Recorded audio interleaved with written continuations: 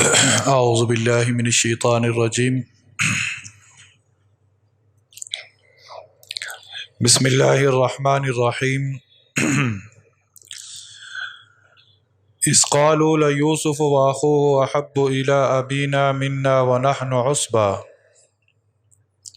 ان ابانا لفی ضلال مبین اقتلوا یوسف واطرحوه ارضا یحل لکم وجہ ابیکم وتکونوا من بعدہ قوما صالحین قال قائل منهم لا تقتلوا یوسف والقوه فی غیابة الجب یلتقطه بعض السیارة ان کنتم فاعلین قالوا یا ابانا ما لک لا تأمنا علی یوسف وانا له لناصحون ارسلہ معنا غدا یرتع ویلعب وانا له لحافظون صدق اللہ مولانا العظیم۔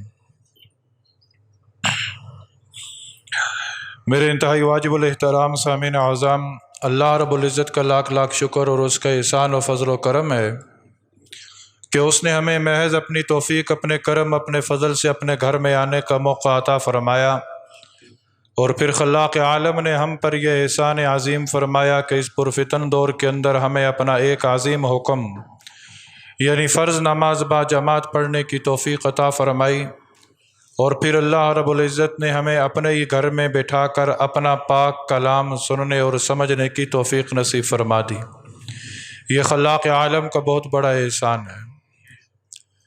محترم سامعین گرامی قدر، سورہ یوسف آپ حضرات سماعت فرما رہے ہیں۔ 111 آیات، 12 رکوع پر مشتمل یہ سورہ کہ جسے رب تعالیٰ نے نحن احسن القصص کہا کہ قصوں میں سب سے بہترین قصہ جو ہے، اور اس پوری صورت میں اللہ رب العزت نے صرف حضرت یوسف علیہ السلام ہی کے واقعے کو بیان کیا ہے۔ گزشتہ درس کے اندر آپ حضرات نے حضرت یوسف علیہ السلام کے خواب کے بارے میں سماعت فرمایا تھا کہ اللہ رب العزت کے پیارے بندے نے جب خواب دیکھا کہ مجھے 11 ستارے، ایک سورج، ایک چاند سجدہ کر رہے ہیں، تو انہوں نے اس خواب کا ذکر اپنے والد گرامی سے کیا، تو ان کے والد گرامی نے کہا کیا بیٹا لا تقصص رؤیاک علی اخوتک، اپنے اس خواب کا ذکر اپنے بھائیوں سے نہ کرنا، اس خواب کا ذکر اپنے بھائیوں سے نہ کرنا۔ کیوں کہ جب اپنے خواب کا ذکر تم اپنے بھائیوں سے کرو گے تو ہو سکتا ہے کہ تمہارے بھائی جو ہے وہ تمہیں تکلیف پہنچائیں۔ میں یہ دیکھ رہا ہوں کہ اللہ رب العزت نے تجھے بڑے انعامات سے نوازنا ہے۔ حضرت یوسف علیہ السلام کے والد گرامی جن کا نام حضرت یعقوب علیہ السلام ہے، وہ وقت کے نبی تھے، اور وقت کا نبی خواب کا علم زیادہ رکھتا ہے۔ وقت کا نبی جو ہے وہ خواب کا علم زیادہ رکھتا ہے۔ جب انہوں نے خواب کو بیان کیا تو اس خواب کی تعبیر یہ تھی کہ آئندہ آنے والے وقتوں میں اللہ رب العزت یوسف کے سر پر نبوت کا تاج رکھے گا، نبوت کا تاج رکھے گا۔ اسی وجہ سے انہوں نے کہا کہ اس خواب کا ذکر اپنے بھائیوں سے نہ کرنا، اس لیے کہ یوسف علیہ السلام کے جو بھائی تھے وہ حضرت یوسف علیہ السلام سے حسد کرتے تھے۔ تو اس صورت میں حاسد کا انجام بھی پتہ چلتا ہے، جس طرح شروع میں عرض کیا کہ حاسد اور محسود کا انجام پتہ کرنا ہو تو سورہ یوسف کی تلاوت کر لو۔ تو حاسد کا انجام کیا ہے اور حاسد کا انجام کیا ہوگا، وہ آپ سورہ یوسف سے بخوبی اندازہ لگا سکتے ہیں۔ آج جو آیات میں نے آپ حضرات کے سامنے تلاوت کی ہیں، ان آیات میں سب سے پہلے تو اللہ رب العزت یہ ارشاد فرما رہے ہیں کہ لَقَدْ كَانَ فِي يُوسُفَ وَإِخْوَتِهِ آيَاتٌ لِلسَّائِلِينَ،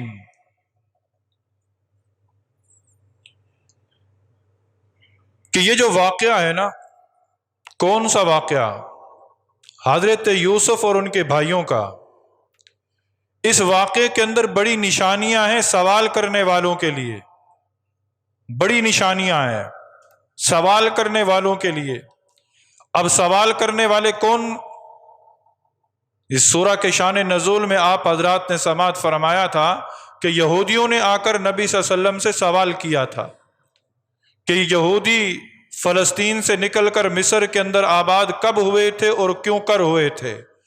تو ان سوال کرنے والوں کے لیے اس واقعے کے اندر بڑی نشانیاں ہیں۔ اور دوسرا، علماء مفسرین نے یہ لکھا ہے کہ چونکہ اس واقعے میں اور آقا دو جہاں نبی کریم صلی اللہ علیہ وسلم کی سیرت میں بڑی مماثلت ہے۔ مشرکین مکہ آئے نبی صلی اللہ علیہ وسلم کے پاس اور نبی صلی اللہ علیہ وسلم سے آ کر ایک سوال کیا۔ جہاں یہ سوال کیا تھا کہ یہودی کیسے آباد ہوئے، اسی طرح ایک اور سوال بھی نبی صلی اللہ علیہ وسلم سے کیا آپ کے قریبی رشتہ داروں نے، آپ کے قریبی رشتہ داروں نے کہ اے محمد، جب آپ کے اپنے بھی دشمن ہیں پرائے بھی دشمن ہیں، آپ کا مستقبل کیسا ہوگا؟ آپ کا مستقبل کیسا ہوگا؟ ہمیں آپ کے مستقبل کی فکر ہے۔ موجودہ دور کے اندر، موجودہ حالات میں ایک شخص جب ہدایت کے راستے پہ چلتا ہے، نیکی کے راستے پہ چلتا ہے، دین کے راستے پہ چلتا ہے، لوگ سوال کرتے ہیں کہ اس کا مستقبل کیا ہوگا۔ آج کسی کو کہا جائے نا بھئی اپنے بچے کو مدرسے میں داخل کروا دو، دین کا علم حاصل کر لے گا، اپنے بچے کو تبلیغ کے لیے بھیج دو، اللہ رب العزت اس کے آنے والے وقت کو سنوار دے گا۔ لوگ کہتے ہیں کہ بھئی اس کا مستقبل کیا ہوگا، پھر ہم بچے کو مدرسے میں داخل کروا دیں گے، بچہ حفظ کرے گا، بچہ دین کا علم حاصل کرے گا، بچہ مدرسے میں کتابیں پڑھے گا، اس کا مستقبل کیا ہوگا؟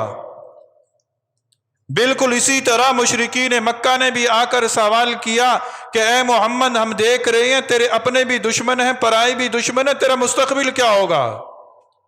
اللہ رب العزت سورہ یوسف کے ذریعے بتانا چاہتے ہیں، اور لوگوں میرے دین پر انگلیاں اٹھانے والوں، جس طرح میں نے یوسف کے مستقبل کو تابناک کیا، جس طرح میں نے یوسف کے مستقبل کو روشن کیا، بالکل اپنے دین پر چلنے والوں کا مستقبل میں اسی طرح روشن کروں گا۔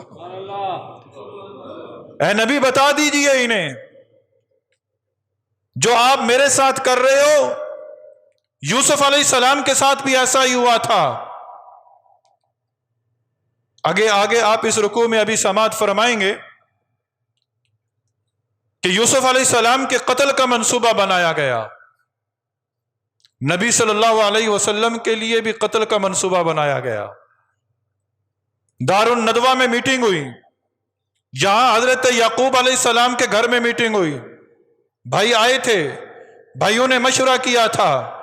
بالکل اسی طرح عرب کی دھرتی پر رہنے والوں نے بھی مشورہ کیا کہ کام تمام کر دیں، جلا وطن کر دیں، پروگرام بنایا، رات کو گھر کا محاصرہ کیا، صبح کے وقت اللہ رب العزت نے اپنے حبیب کی حفاظت کی، دشمن کی صفوں کو چیرتے ہوئے نبی صلی اللہ علیہ وسلم وہاں سے تشریف لے گئے، اور پھر نبی کا ڈنکا پوری دنیا میں بجا اور قیامت تک بجتا رہے گا۔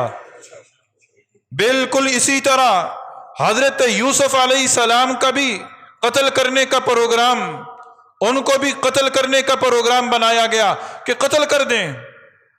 انہوں نے اپنی طرف سے قتل کے سارے ارادے بنائے، سارے منصوبے بنائے، اور یہاں سے ایک اور کہا نا آیات للسائلین، سوال کرنے والوں کے لیے نشانیاں ہیں، ہر عقل مند کے لیے نشانی ہے۔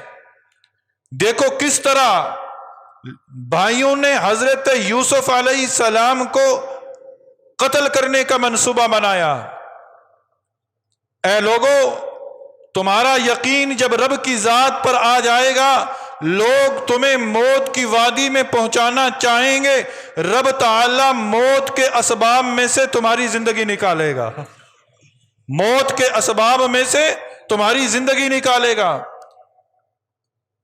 حضرت یوسف علیہ السلام کے لیے بھی موت کے اسباب اکٹھے کیے گئے، موت کے اسباب قائم کیے گئے۔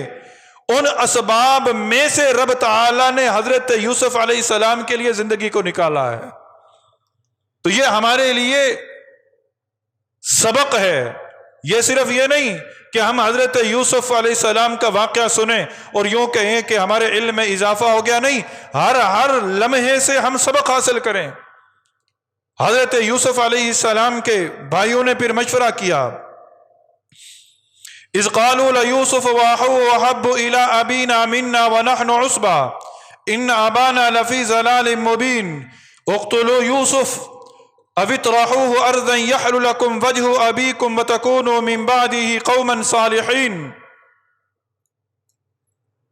جب یوسف علیہ السلام کے ان ستیلے بھائیوں نے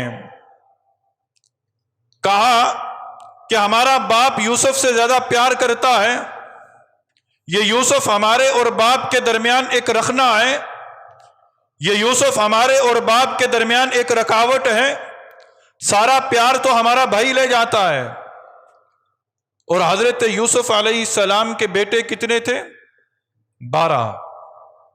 12 بیٹے تھے، اور حضرت یوسف علیہ السلام کے جو بھائی تھے نا 12 تھے، اور یعقوب علیہ السلام کے بیٹے 12 تھے، اور حضرت یوسف علیہ السلام کے بھائی 11 تھے۔ حضرت یعقوب علیہ السلام نے 4 شادیاں کی تھیں، ایک بیوی میں سے 6 بیٹے تھے اور باقی 3 بیویوں میں سے 2 بیٹے تھے۔ اور حضرت یوسف علیہ السلام جس ماں میں سے تھے اسی ماں میں سے ایک اور بیٹا بھی پیدا ہوا کہ جس کا نام بنیامین تھا۔ تو یوں حضرت یوسف علیہ السلام اور بنیامین یہ ماں کے واسطے سے سگے تھے، ماں شریک بھائی تھے، ماں کے واسطے سے سگے تھے۔ اور جب بنیامین کی پیدائش ہوئی تو بنیامین کی والدہ کا انتقال ہو گیا، بنیامین کی والدہ کا انتقال ہو گیا، اس لیے حضرت یعقوب علیہ السلام ان بھائیوں سے بڑا پیار کرتے تھے۔ اور یوسف علیہ السلام چونکہ خوبصورت بھی تھے، اللہ نے انہیں بڑا حسن عطا فرمایا تھا، اور ان کی عادات بھی کچھ نرالی تھیں، ان کی عادات بھی کچھ نرالی تھیں۔ ان عادات کے نرالا پن ہونے کی وجہ سے یعقوب علیہ السلام حضرت یوسف علیہ السلام سے بڑا پیار کرتے تھے۔ جب حضرت یعقوب علیہ السلام کا پیار ان کی طرف زیادہ متوجہ ہوا تو باقی بھائیوں نے حسد کرنا شروع کر دیا کہ ہم طاقت میں زیادہ ہیں، ہم بڑے ہیں، باپ ہم سے اتنا پیار نہیں کرتا جتنا ان چھوٹوں سے کرتا ہے، کیوں نہ ہم ان کو اپنے راہ میں سے نکال دیں، اپنے اور اپنے باپ کے درمیان میں سے اس کو نکال دیں۔ یہ پروگرام بنا، آپس میں مشورہ ہوا۔ اب مشورہ ہوتے ہوتے کس بات پہ مشورہ ہوا کہ اقتلوا یوسف، پہلا مشورہ یہ ہوا کہ یوسف علیہ السلام کو قتل کر دیا جائے۔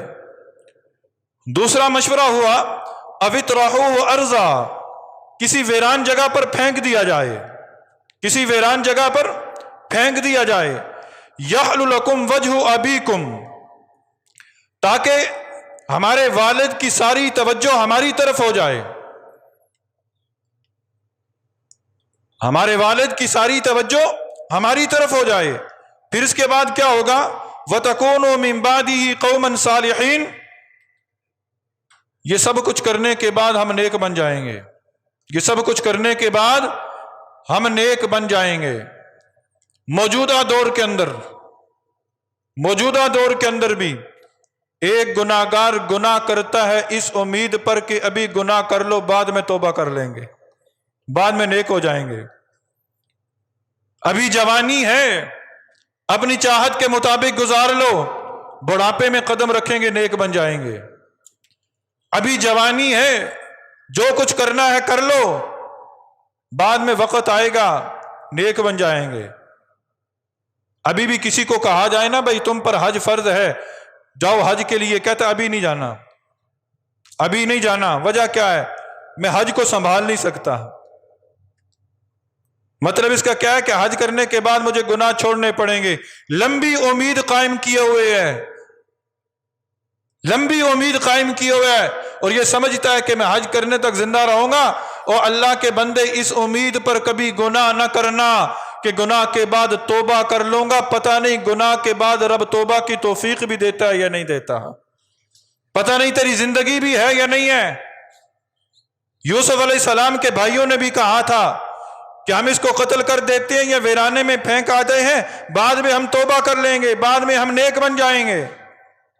قال قائل منہم لا تقتلوا یوسف، ان بھائیوں میں سے ایک تھا جس کا نام تھا یہودا، اس نے اپنے بھائیوں سے کہا کہ نانا یوسف کو قتل نہ کرو، یوسف کو قتل نہ کرو، وَأَلْقُوهُ فِي غَيَابَةِ الْجُبِّ،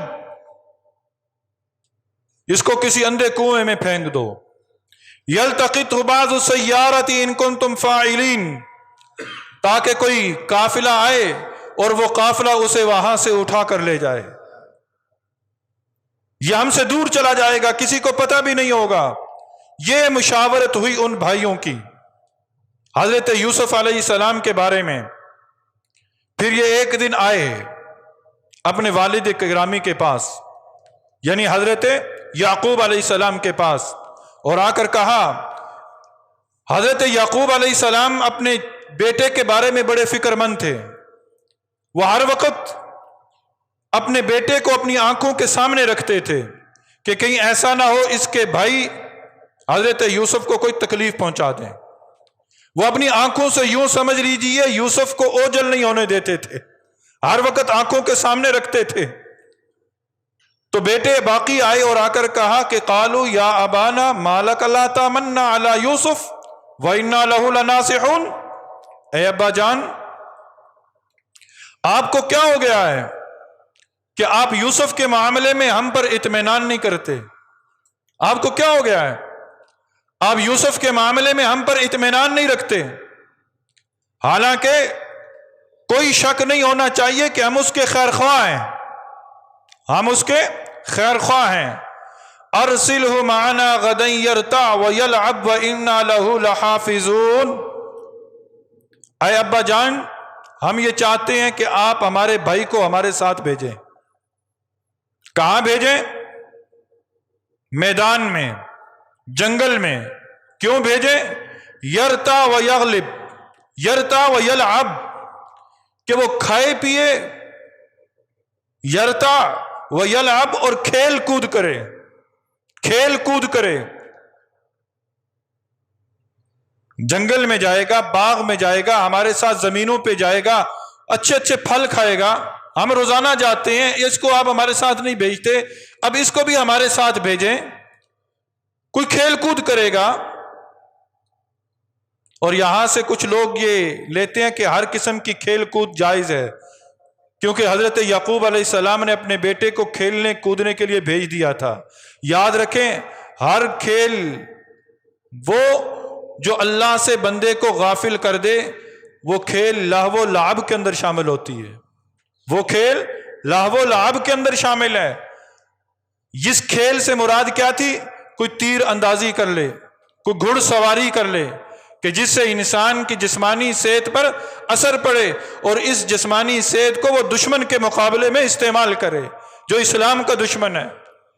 ہر قسم کا کھیل یہاں سے مراد نہیں ہے۔ تو ان بھائیوں نے بھی کہا کہ ہمارے ساتھ کھیل کود کرے گا اور کچھ کھائے پیے گا، اور یقین رکھیے وَإِنَّا لَهُ لَحَافِظُونَ، ہم اپنے بھائی کی بڑی حفاظت کریں گے۔ جب بھائیوں نے یہ ساری گفتگو اپنے باپ سے کی تو حضرت یعقوب علیہ السلام نے اپنے بیٹے کو کیا کہا، اپنے بیٹوں کو، کہ قال انی لیحزننی ان تذهبوا بی، اے بیٹو مجھے غم کھائی جا رہا ہے، مجھے غم ہے، میں ڈرتا ہوں اس بات سے کہ تم اسے لے جاؤ، وَأَخَافُ أَن يَأْكُلَهُ الذِّئْبُ، اور اسے کوئی بھیڑیا کھا لے، میں ڈرتا ہوں، مجھے خوف ہے، کیونکہ یعقوب علیہ السلام جس بستی میں رہتے تھے اس کے ارد گرد بھیڑیوں کی زیادہ تعداد تھی، بھیڑیے حملہ کرتے تھے۔ باپ نے کہا کہ بیٹا مجھے غم ہے، آپ اسے لے جاؤ اور کہیں آپ اپنے کاموں میں مصروف ہو اور میرے اس بیٹے پر بھیڑیا حملہ کر دے اور بھیڑیا اسے کھا لے، وَأَنْتُمْ عَنْهُ غَافِلُونَ، اور تم غفلت میں پڑے رہو۔ تو بیٹوں نے کہا قَالُوا لَئِنْ أَكَلَهُ الذِّئْبُ، اے ابا جان آپ جانتے ہیں کہ ہم مضبوط جتھا ہیں، وَنَحْنُ عُصْبَةٌ، ہم مضبوط جتھا ہیں، ہماری طاقت کے سامنے بھیڑیا کیا ہے؟ ہماری طاقت کے سامنے بھیڑیا کیا ہے؟ آپ جانتے ہیں ہماری طاقت کے بارے میں، ہمارے ہوتے ہوئے بھیڑیا ہمارے بھائی پر کیسے حملہ کرے گا؟ اگر ہمارے ہوتے ہوئے بھی بھیڑیا ہمارے بھائی پر حملہ کر دے اور ہمارے بھائی کو نقصان پہنچا دے تو ہم تو پھر خسارہ پانے والوں میں سے ہو جائیں گے، ہم تو پھر گھاٹا پانے والوں میں سے ہو جائیں گے۔ یہ ساری خوشامد کی گفتگو کی ان کے بیٹوں نے۔ پھر اس کے بعد حضرت یعقوب علیہ السلام نے اجازت دے دی کہ جاؤ ٹھیک ہے لے جاؤ۔ اب وہ جب لے گئے فَلَمَّا ذَهَبُوا بِهِ وَأَجْمَعُوا أَن يَجْعَلُوهُ فِي غَيَابَةِ الْجُبِّ وَأَوْحَيْنَا إِلَيْهِ لَتُنَبِّئَنَّهُمْ بِأَمْرِهِمْ هَذَا وَهُمْ لَا يَشْعُرُونَ۔ پھر جب انہیں لے گئے، کس کو؟ حضرت یوسف علیہ السلام کو، وَأَجْمَعُوا أَن يَجْعَلُوهُ فِي غَيَابَةِ الْجُبِّ، پھر وہ ایک اندھے کنویں کے قریب اکٹھے ہوئے، اندھے کنویں کے قریب اکٹھے ہوئے اور جو انہوں نے طے کر رکھا تھا اس کا وہ کر لیا۔ اب یہاں روایات کے اندر آتا ہے جب حضرت یوسف علیہ السلام کو ان کے بھائی لے کے چلے نا تو راستے میں حضرت یوسف علیہ السلام کو بڑی تکالیف پہنچائی۔ دیکھیں حسد ایک ایسی بیماری ہے جو خون کے رشتوں کو بھی نہیں پہچانتی۔ حسد ایسی خطرناک بیماری ہے۔ باپ کی طرف سے سگے بھائی تھے نا، لیکن حسد نے ڈیرے جما لیے تھے۔ حسد اتنا بڑھ گیا کہ خونی رشتہ بھی بھلا دیا۔ اس لیے کہتے ہیں حاسدین کے حسد سے بچو، اپنی نعمتوں کو ظاہر نہ کرو، کہیں حاسد کے حسد سے نعمت چھن نہ جائے۔ حسد کے اندر اتنا بڑھ گئے کہ حضرت یوسف علیہ السلام کو لے جا رہے ہیں اور راستے میں حضرت یوسف علیہ السلام کو تکلیف پہنچا رہے ہیں، اور پھر اندھے کنویں کے قریب اکٹھے ہوئے اور پھر حضرت یوسف علیہ السلام کو ایک رسی سے باندھا اور رسی کو کنویں کے اندر لٹکا دیا۔ اب حضرت یوسف علیہ السلام اس رسی کے ذریعے کنویں کے اندر جا رہے ہیں، یہاں تک کہ وہ رسی جب کنویں کی آدھی دیوار تک پہنچی، اچانک سے اوپر سے انہوں نے رسی چھوڑ دی اور یک دم جا کر حضرت یوسف علیہ السلام زمین پہ لگتے ہیں۔ دیکھیں مارنے کے سارے منصوبے ہیں، مارنے کے سارے منصوبے ہیں، رسی چھوڑی، یوسف علیہ السلام یکدم جا کر زمین پہ لگے، زمین سے اٹھے، پتھر پر بیٹھے۔ انہوں نے تو اپنی طرف سے مارنے کا منصوبہ بنایا، رب تعالیٰ اسی مارنے کے اسباب میں سے بچانے کے منصوبے بنا رہا ہے، بچانے کے منصوبے بنا رہا ہے۔ اب کنویں کے اندر پھینک دیا، کنویں کے اندر جو ہی جا کر حضرت یوسف علیہ السلام پتھر پہ بیٹھے، غیب سے آواز آئی، اے یوسف پریشان نہ ہو، یوسف پریشان نہ ہونا۔ بعض علماء نے لکھا ہے کہ حضرت یوسف علیہ السلام کو جو نبوت ملی وہ اسے کنویں کے اندر ملی، اور بعض علماء مفسرین نے لکھا ہے کہ حضرت یوسف علیہ السلام کو جو نبوت ملی، جو عام دستور تھا کہ باقی اکثر انبیاء کو نبوت 40 سال کی عمر میں ملی ہے، تو حضرت یوسف علیہ السلام کو بھی نبوت 40 سال کی عمر میں ملی۔ یہاں جو آواز آئی یہ الہام تھا، یہاں جو آواز آئی الہام تھا۔ لیکن اکثر مفسرین یہ کہتے ہیں کہ جس طرح اللہ رب العزت نے حضرت یحییٰ کو اور حضرت عیسیٰ کو پیدائش ہی کے بعد اللہ رب العزت نے نبوت کے عہدے پر سرفراز فرما دیا تھا، اسی لیے اللہ رب العزت نے حضرت یوسف علیہ السلام کو بھی کنویں کے اندر نبوت سے سرفراز فرما دیا تھا۔ بہرحال یہ ایک علماء مفسرین کا اختلاف ہے۔ تو حضرت یوسف علیہ السلام کو آواز آئی کہ گھبرانا نہیں ہے، ایک وقت آئے گا، لَتُنَبِّئَنَّهُمْ بِأَمْرِهِمْ هَذَا وَهُمْ لَا يَشْعُرُونَ، ایک وقت آئے گا یوسف جب تم تخت پر ہوگے اور یہ تمہارے سامنے ہوں گے. ایک وقت آئے گا کہ تم انہیں اس سارے واقعے کو جتلاؤ گے کہ یاد کرو اس وقت کو کہ جب تم نے مجھے کنویں میں پھینک دیا تھا. یاد کرو اس وقت کو. اے یوسف پریشان نہ ہونا، ہم ہیں تمہاری حفاظت کرنے کے لیے. اور اللہ رب العزت نے پھر حفاظت کی. 3 دن حضرت یوسف علیہ السلام اس کنویں کے اندر رہے. 3 دن. اب کنویں کے اندر انہوں نے پھینک دیا. اب یہ واپس پلٹے. رات کو عشاء کے وقت اپنے والد گرامی کے سامنے پہنچے. وجاؤ اباہم عشاء یبکون. رات کو سب اپنے باپ کے پاس روتے ہوئے پہنچے. باپ کے سامنے آئے، روتے ہوئے آئے. اور ہاتھ کے اندر کیا تھا؟ ایک قمیض تھی. اور آ کر کیا کہا؟ قالوا یا ابانا انا ذهبنا نستبق وترکنا یوسف عند متاعنا فاکلہ الذئب وما انت بمؤمن لنا ولو كنا صادقین. اے ابا جان، آپ یقین کیجئے، ہم دوڑنے کا مقابلہ کرنے چلے گئے، ہم کھیلنے کے لیے چلے گئے، ہم دوڑ کے لیے نکل گئے. ہم نے اپنے سامان کے پاس حضرت یوسف علیہ السلام کو چھوڑ دیا تھا. ہم دوڑ رہے تھے کہ فَأَكَلَهُ الذِّئْبُ. اتنے میں ایک بھیڑیا آیا جو حضرت یوسف علیہ السلام کو کھا گیا.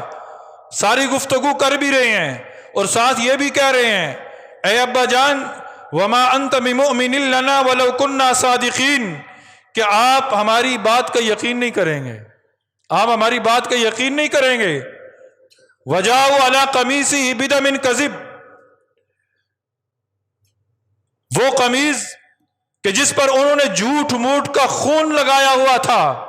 کسی ہرنی کو ذبح کیا، کسی بکری کو ذبح کیا اور اس کا خون اس قمیض پر لگا دیا اور وہ قمیض لے کر آ گئے. لیکن ان عقل کے اندھوں کو یہ نہیں پتا تھا کہ قمیض پر خون تو لگا دیا ہے، پر اگر بھیڑیے نے حملہ کیا ہوتا تو یہ قمیض کہیں سے پھٹتی بھی.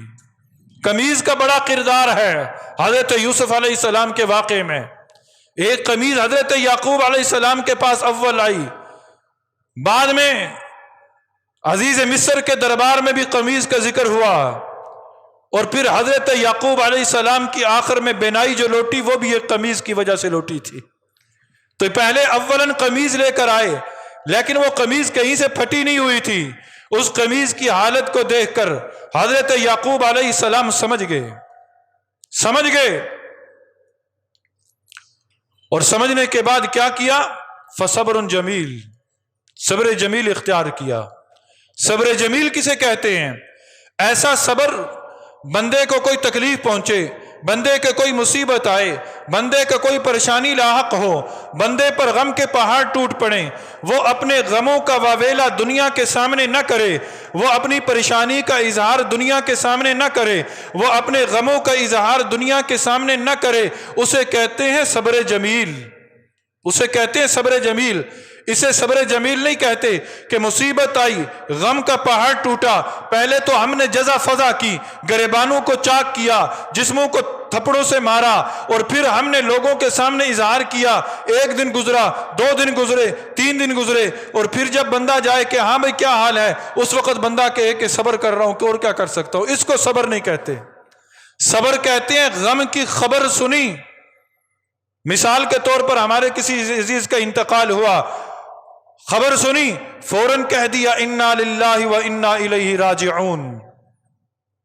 میں اللہ کی رضا پہ راضی ہوں. یہ نہیں کہ اس وقت ایسے کلمات سننے کو ملتے ہیں، خاص طور پر جہاں اموات ہو جاتی ہیں. کسی کا جوان بیٹا، اللہ سب کے بیٹوں کی حفاظت فرمائے، موت پر حق ہے. اگر کسی کا جوان بیٹا چلا جائے نا، اس کی ماں کے بین سنو، اس کی بہنوں کے بین سنو، ان کے واویلے سنو، وہ چارپائیوں سے لپٹ نہ دیکھو. اور پھر جب تدفین ہو جاتی ہے اور کہتے ہیں صبر آ گیا، اس کو صبر جمیل نہیں کہتے. جس صبر پر رب نے انعام رکھا ہے کہ انما یوفی الصابرون اجرہم بغیر حساب، کہ صبر پر میں بغیر حساب کتاب کے دوں گا، وہ صبر ہے صبر جمیل. وہ صبر کون سا صبر ہے؟ وہ صبر ہے جو حضرت یعقوب علیہ السلام نے کیا تھا. خبر سنی، یہاں اب قصے کہانیاں بھی بڑے چل پڑے ہیں، طرح طرح کی مارکیٹ کے اندر کتابیں ہیں۔ یہاں کتابوں میں حضرت یوسف علیہ السلام کے واقعے میں لکھا ہے کہ جب حضرت یعقوب کو پتہ چلا، انہوں نے ٹاٹ کا لباس پہن لیا، انہوں نے اپنا پٹکا کمر میں باندھا اور پھر واویلا مچا دیا، پھر رونا شروع کر دیا اونچی اونچی آواز سے۔ نہیں، ہمیں تاریخی کتابوں پر یقین نہیں ہے، ہمیں قرآن پر یقین ہے۔ فصبر جمیل، قرآن کہتا ہے انہوں نے صبر جمیل اختیار کیا، صبر جمیل اختیار کیا، اور یہ کہا واللہ المستعان علی ما تصفون، جو باتیں تم بنا رہے ہو نا، ان باتوں پر میں اللہ ہی کی مدد درکار کر رہا ہوں، میں اللہ ہی سے مدد طلب کر رہا ہوں۔ 3 دن گزر گئے۔ اب ان 3 دنوں کے اندر حضرت یعقوب علیہ السلام کے جو باقی بیٹے تھے نا، وہ آتے تھے، نگرانی کرتے تھے، دیکھتے بھی تھے۔ اور ایک روایت کے اندر آتا ہے 3 دن حضرت یعقوب علیہ السلام کے بیٹوں میں سے ایک بیٹا جس نے کہا تھا قتل نہ کرنا، اس کا نام تھا یہودا، وہ کھانا بھی پہنچاتا تھا، لیکن یہ کوئی مستقل روایت نہیں ہے۔ 3 دن حضرت یوسف علیہ السلام کنویں کے اندر رہے، وہ بھائی آ کر دیکھتے تھے کہ کوئی قافلہ گزرتا ہے، کوئی قافلہ گزرتا ہے تو ہم دیکھتے ہیں کہ یہ قافلہ ان کو کیسے نکالتا ہے اور انہیں کہاں کس طرف لے کر جاتا ہے۔ بہرحال 3 دن کے بعد ایک قافلہ آیا، اس قافلے کا امیر کون تھا اور اس قافلے نے حضرت یوسف علیہ السلام کو کیسے نکالا۔ اور یہاں تو ہم نے سنا ہے نا کہ حضرت یوسف علیہ السلام کو صرف مصر کے بازار میں بیچا گیا، لیکن قرآن کہتا ہے کہ حضرت یوسف کو ان کے بھائیوں نے بھی بیچا تھا۔ پہلے کنویں کے اندر ڈالا، کنویں سے نکلے، بھائی پہنچ گئے اور قافلے والوں کو 20 درہم کے عوض یوسف کو بیچا، یعنی پہلی بولی جو لگائی ان کے بھائیوں نے لگائی اور حضرت یوسف علیہ السلام کو 20 درہم کے عوض قافلے والوں کے سپرد کیا۔ یہ ساری گفتگو زندگی رہی تو انشاءاللہ اگلے درس میں عرض کروں گا، اور اگلا پورا رکوع اسی ضمن میں آ رہا ہے۔ اللہ تعالیٰ سے دعا ہے کہ الہ العالمین آج کے اس رکوع کے اندر ہمیں جو سبق مل رہا ہے، اللہ اس سبق سے ہم سب کو سبق حاصل کرنے کی توفیق عطا فرمانا، اور اے اللہ حاسدین کے حسد سے ہم سب کی حفاظت فرمانا، آمین ثم آمین۔